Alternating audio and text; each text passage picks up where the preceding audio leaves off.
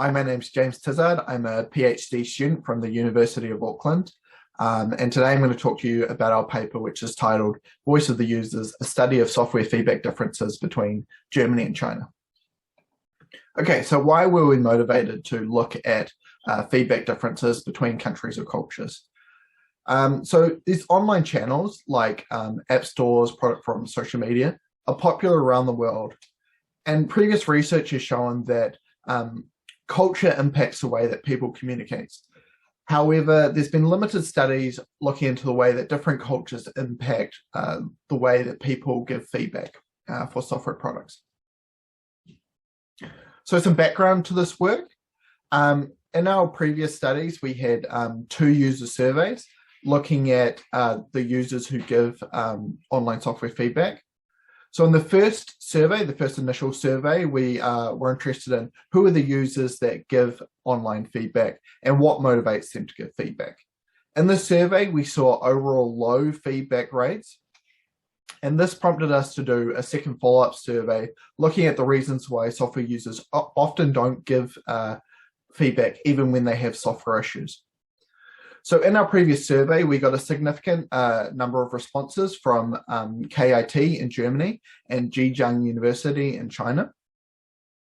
This was from my co-authors who go to these respective universities. So this paper is kind of a new analysis of the survey results, comparing the responses from these 2 universities. So we wanted to look at feedback differences through the lens of culture. And to do this, we selected the Hofstede cultural model, which is actually one of the most popular cultural models and is the most widely used cultural model in software engineering research. So the Hofstede model looks at culture through 6 dimensions. And in particular for China and Germany, they significantly differ on 3 of these dimensions. So first one is power distance. So you can see on the left there, China, shown in blue, is a high power distance culture, meaning that they are less likely to question authority, whereas Germany, shown in purple, are a low power distance culture, meaning they have less inhibitions about questioning directions from a place of authority. The next dimension we have is individualism, or the flip side of that is collectivism.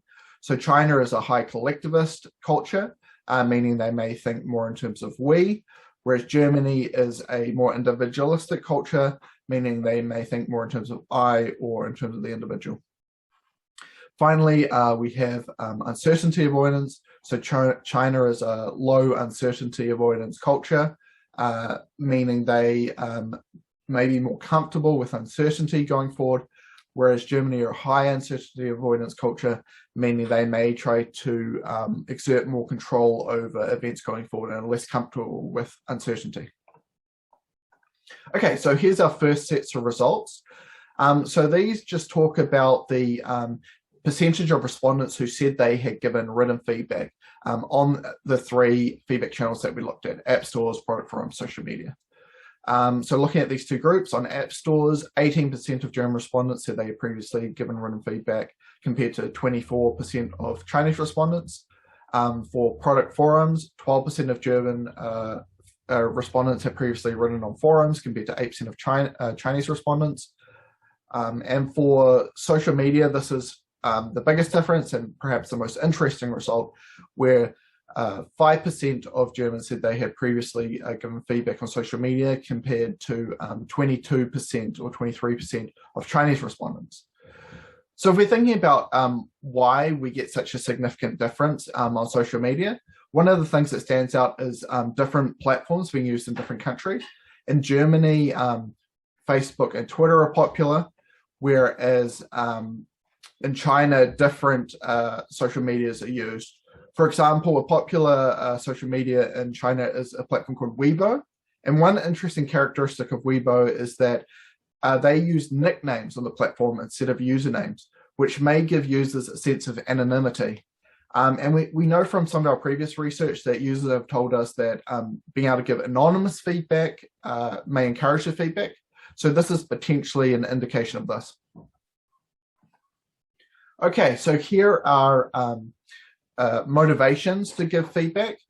So in the surveys, we gave the users a set of motivations and asked them to select the motivations that most apply to them. So I'm not going to talk through all of these. I'm just going to talk about the ones where we saw the biggest difference between China and Germany. So in blue, German respondents said they were particularly motivated to try and influence improvement in the software. And we saw this across all the 3 channels: app stores, product forums, social media. And in red, conversely, we saw that Chinese respondents were particularly motivated to recommend or discourage other software users from getting software. So we also saw that across all 3 channels. In terms of reasons not to give feedback, again, I'll just focus on the differences, but if you're interested, please ask questions afterwards about the other reasons not to give feedback. So at the top there, highlighted in red, we see that Chinese respondents were particularly wouldn't give feedback because they weren't aware their feedback could influence improvement in software across all 3 channels. And they also often wouldn't give feedback because they found the channels confusing or hard to use. So we saw this for Chinese respondents on app stores and on social media compared to German respondents. All right, so finally, we gave the survey respondents a set of possible encouragement methods to encourage their feedback.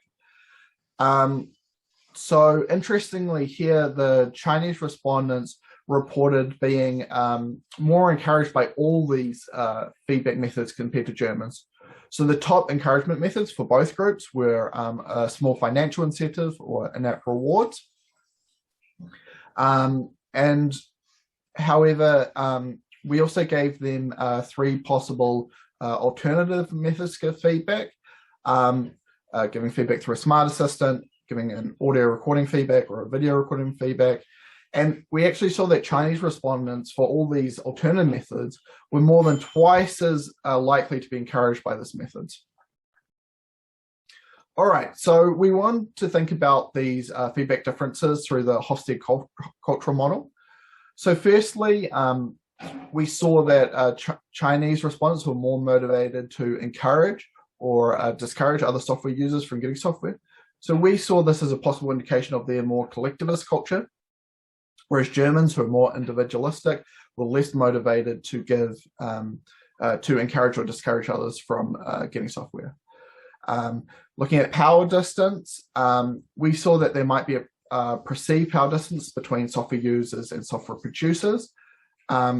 So Germans who are more motivated to influence improvement in software, this may be an indication that they're less inhibited about giving feedback suggestions to software producers, whereas Chinese respondents are less motivated to give improvement suggestions, and this may be a sign that they see a power distance between them and the software producers.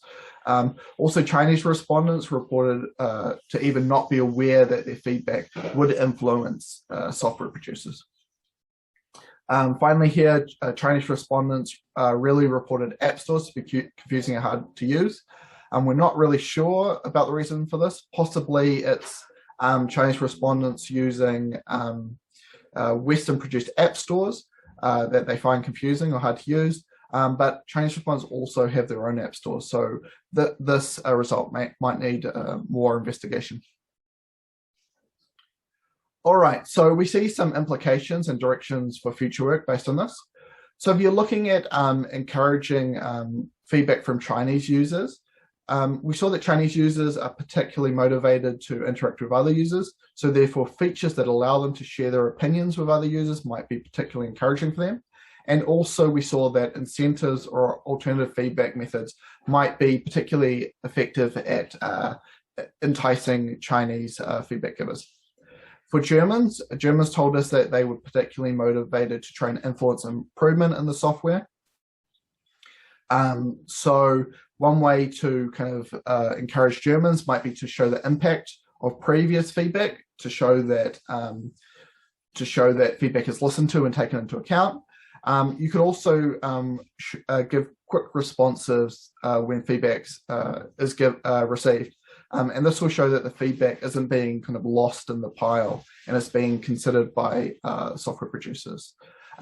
Finally, we saw that Chinese respondents aren't really giving, said they weren't really giving improvement suggestions.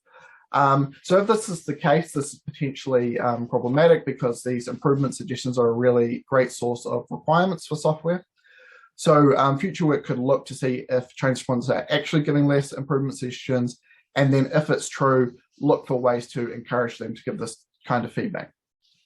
All right, thanks a lot for listening. I'd love to hear any questions. Great, thank you.